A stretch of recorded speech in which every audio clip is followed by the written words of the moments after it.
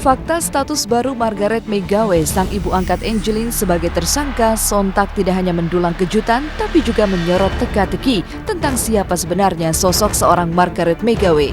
Pasalnya, sempat terlihat begitu emosional dan temperamen ketika pihak kepolisian dan Komnas Perlindungan Anak mendatangi rumahnya saat Angeline menghilang. Belakangan terkuak satu persatu keganjilan demi keganjilan di balik sikap Margaret. Tidak hanya terkuak menelantarkan Angeline sehingga selalu terlihat kumuh saat sekolah, tidak banyak yang tahu bahwa Margaret dan sang almarhum suaminya yang berkeluarga negaraan Amerika diduga memiliki banyak aset harta di berbagai tempat. Salah satunya rumah di kawasan Bekasi, Jawa Barat yang ketika ditelusuri oleh tim Was-Was terkuak pula bahwa Margaret sempat membawa dan mengurus status Angeline sang putri adopsi untuk masuk dalam kartu keluarganya pada bulan Juni tahun 2013 lalu. Ya, memang di rumah situ ada yang menempati itu adik iparnya dan kakaknya yang tinggal di rumah situ. Saya ketemu beliau itu bulan Juli 2013. Saya kurang tahu beliau datang dengan siapa, tapi setahu saya beliau datang ke saya itu minta pengantar untuk dibuatkan perpanjangan KTP-nya.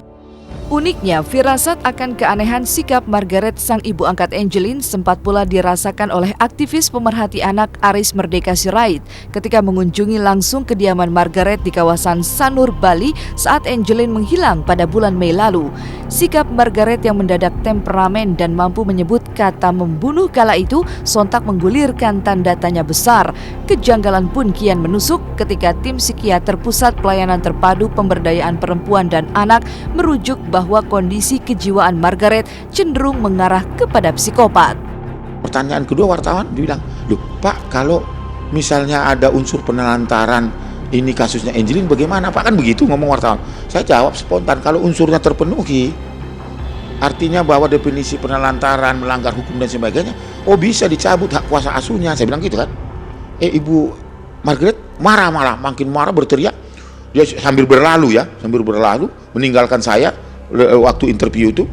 Siapapun yang akan mengambil Angeline akan saya bunuh. Itu sambil berlalu, sambil nutup gerbang dia gitu kan. Kesimpulan saya pada saat dia temperamen, tidak simpati, saya merasa dia menutupi, padahal saya ingin membantu. Muncul di dalam hati waktu itu telah terjadi persekongkolan hilangnya Angeline gitu. Margaret selalu melakukan tindak kekerasan. Itu kita masukkan gangguan, dia selalu berusaha mencari kambing hitam untuk permasalahan, dan itu harus orang lain yang salah, bukan dia. Nah, ciri-ciri semacam ini kalau di kelompok penggolongan gangguan jiwa yang psikopat. Misteri kematian Angeline pun kian mendulang teka-teki miris ketika belakangan Agustinus sang tersangka menguak adanya perintah Margaret untuk membunuh Angeline dengan imbalan fantastis 2 miliar rupiah. Diduga memiliki aset dan harta berlimpah dari sang almarhum suami yang konon justru memberikan 60% harta warisnya kepada Angeline yang hanya seorang anak angkat.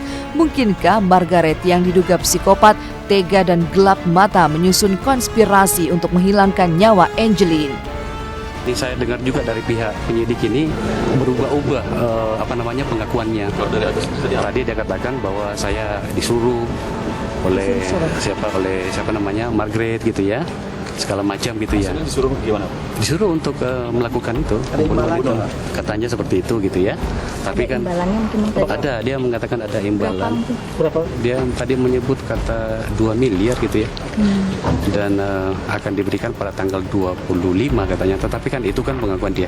Baca dokumen yang dikasih tentang akte notaris itu. Saya baca beberapa di situ, ada satu klausul menyatakan anak ini diangkat pada saat umur 3 hari tahun 2007 ya. Lalu diaktakan dalam bentuk akta notaris. Salah satu di situ disebutkan bahwa Angeline diberikan waris dan warisan. Jadi 2 kan. Waris itu berarti ya punya hak waris, dan waris itu ada pembagian harta dan sebagainya. Itu tercantum di situ. Benarkah ada konspirasi sengketa harta di balik kematian tragis Angeline? Entahlah, yang jelas nasib Margaret Megawe, sang ibu angkat yang kini menyandang status tersangka penelantaran anak, kabarnya kini terancam masalah hukum berlapis. Pasalnya, proses adopsi Angeline yang ilegal konon bisa menjerat Margaret dengan hukum pidana. Sederet selebriti sekaligus seorang ibu seperti pemain sinetron Samson dan Dahlia, Asha Syara, hingga personil Titu Tiwi di sela konsernya semalam mengaku geram dengan musibah yang menimpa bocah 8 tahun tersebut dan menuntut pelaku dihukum seberat-beratnya.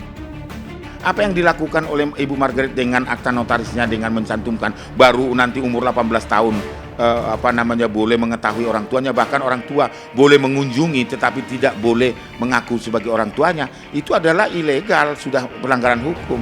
Hukum mengatakan tidak boleh memutus hubungan silaturahmi. Artinya apa? Tidak boleh menghilangkan asal usul. Nah, akta notaris yang dibuat itu, perjanjian yang dibuat itu adalah menghilangkan asal usul, itu pidana. Ini aku sedih banget, jadi kesel, benci, rajam. Karena udah gak ada ampun. Ini jiwa orang gila.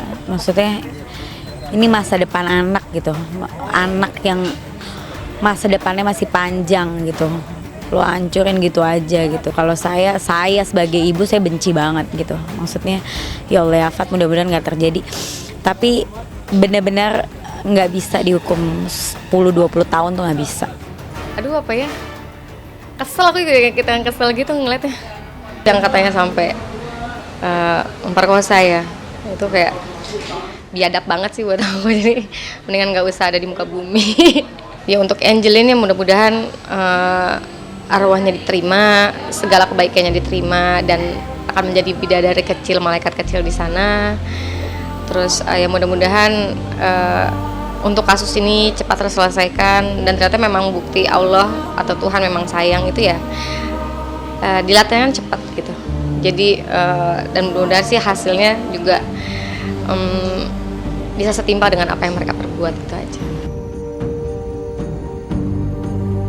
Masih seputar tentang kekerasan anak, tidak jauh dari nasib malang bocah Angeline, pedangdut Solid AG justru tersandung kasus pencabulan anak usia 5 tahun. Telah dinyatakan sebagai tersangka, mengapa Solid AG masih menantang pembuktian dengan sumpah bara api? Tonton terus Was-Was, kami akan kembali setelah yang satu ini. Sumpah pocong misalkan gitu, saya rencana ada nanti